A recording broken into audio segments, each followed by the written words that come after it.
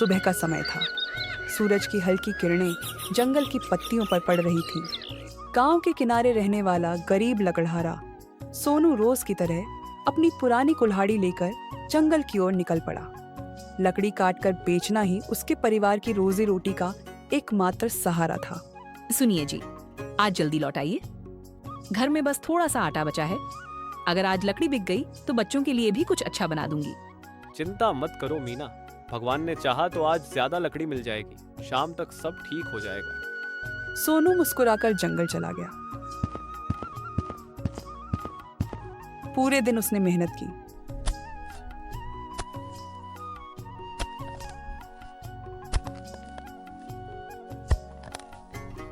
और सूखी लकड़ियां काटकर बाजार में बेच दी। जो थोड़े बहुत पैसे मिले उनसे उसने घर का राशन खरीदा। गरीब था लेकिन ईमानदार और मेहनती था। कुछ ही दिनों बाद आसमान में काले बादल छा गए।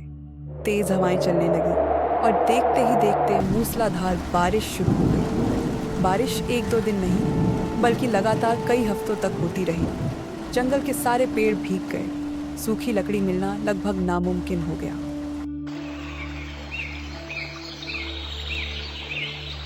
दिन बीतते गए, घर का राशन खत्म होने लगा। अजी, अब क्या होगा? घर में अनाज नहीं बचा। कई दिनों से हम जैसे तैसे गुजारा कर रहे हैं। मैं आज फिर जंगल जाऊंगा। शायद कहीं कोई सूखा पेड़ मिल जाए। मैं हार नहीं मानूंगा। मीना की आंखों में आंसू थे, लेकिन उसे अपने पति की मेहनत पर भरोसा था।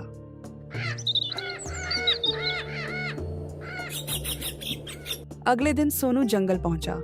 उसने पूरे जंगल में घंटों तलाश की, लेकिन हर पेड़ बारिश से भीगा हुआ था। थका हारा सोनू एक बड़े पत्थर के पास बैठ गया।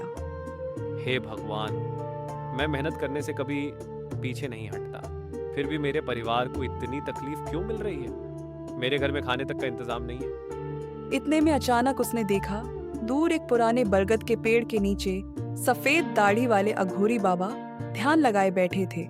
सोनू ने उन्हें पहले कभी नहीं देखा था। वह धीरे धीरे उनके पास पहुंचा। आओ पुत्र, मैं जानता हूं कि तुम बहुत परेशान हो।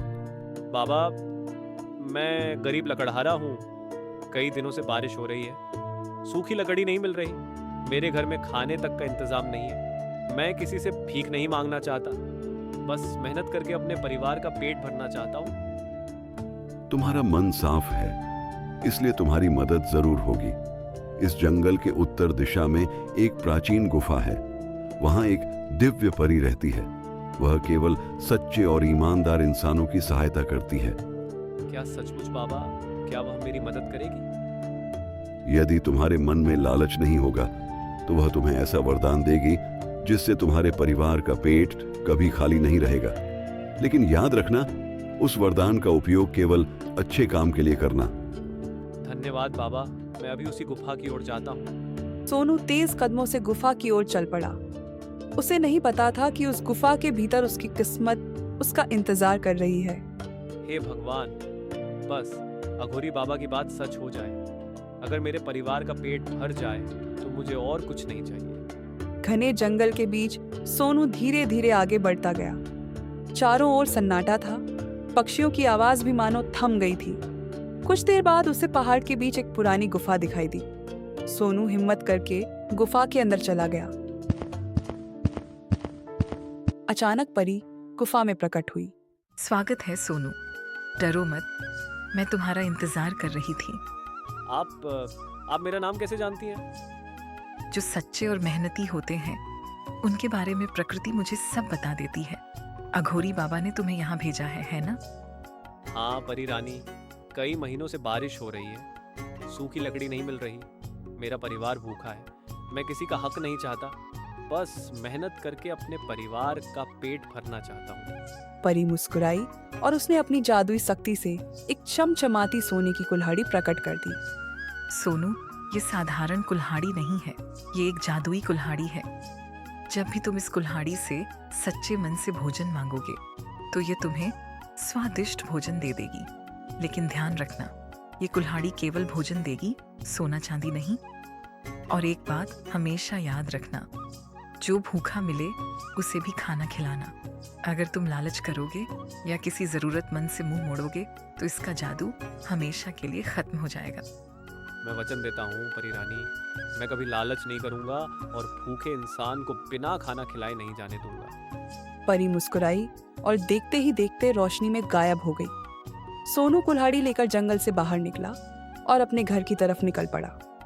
घर पहुंचकर मीना ने पूछा, अजी क्या हुआ? आज भी कुछ नहीं मिला? और ये हाथ में कुल्हाड़ी किसकी है? ये एक जादुई कुल्हाड़ी है। और फिर सोनू ने सारी बात मीना को बताई। हे जादुई कुल्हाड़ी, अगर तुम्हारा वरदान सच है तो मेरे और मेरे परिवार के लिए थोड़ा सा भोजन दे दो।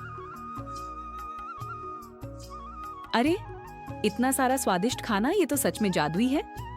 ये सब भगवान की कृपा और परी रानी का आशीर्वाद है, लेकिन याद रखना यह रहस्य किसी को नहीं बताना। दोनों ने मिलकर भोजन किया।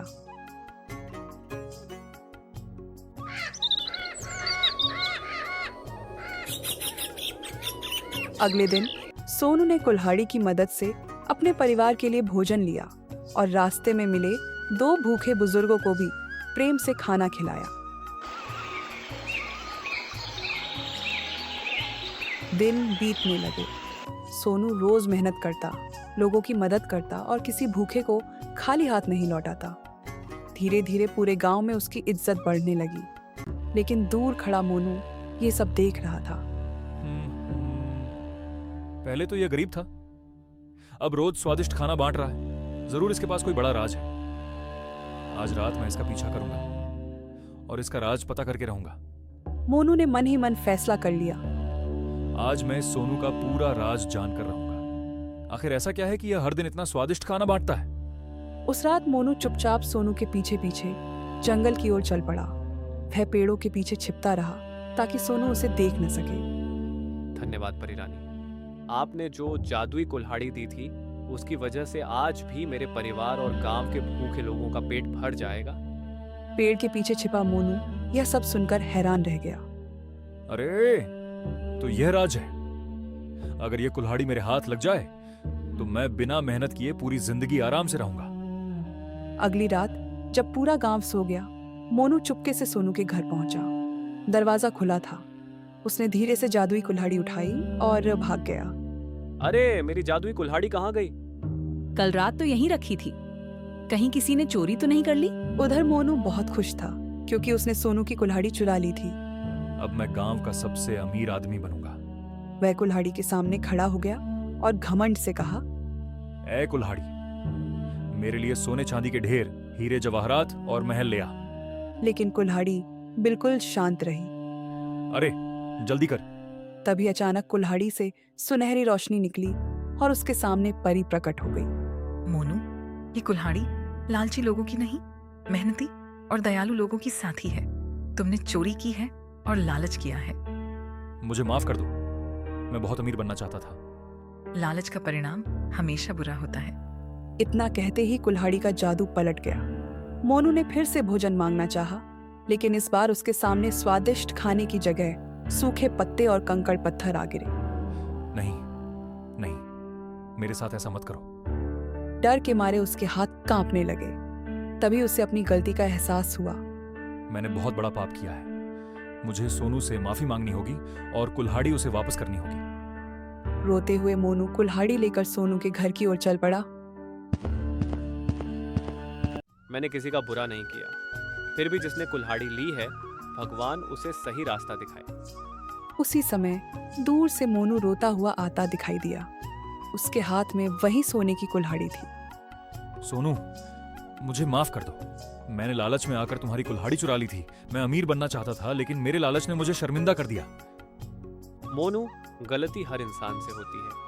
अगर इंसान अपनी गलती मान ले और दोबारा न दोहराए तो उसे माफ कर देना चाहिए। मैं वचन देता हूँ, आज के बाद कभी लालच नहीं करूंगा और मेहनत की कमाई ही खाऊंगा। इतने में चारों ओर सुनहरी रोशनी फैल गई और परी वहां प्रकट हुई। सोनू, तुम्हारा दिल सचमुच बहुत बड़ा है।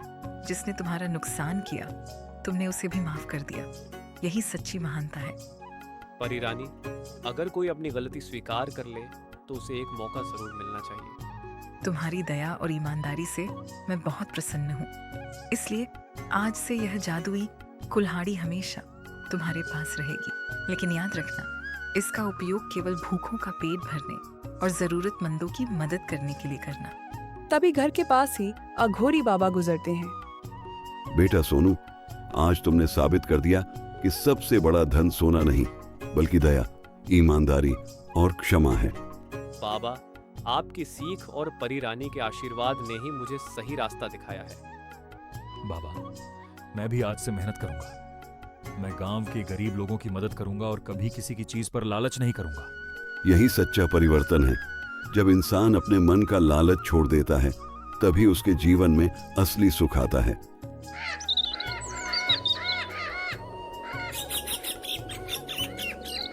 उस दिन के बाद सोनू रोज मेहनत करता, जादुई कुल्हाड़ी से अपने परिवार और गांव के भूखे लोगों का पेट भरता। मोनू भी मेहनत करने लगा और दोनों अच्छे मित्र बन गए। गांव में फिर कभी कोई भूखा नहीं सोया। और कहते हैं कि आज भी जब कोई सच्चे मन से दूसरों की मदद करता है तो कहीं ना कहीं परी मुस्कुराती है और उसे अपना आशीर्वाद देती है।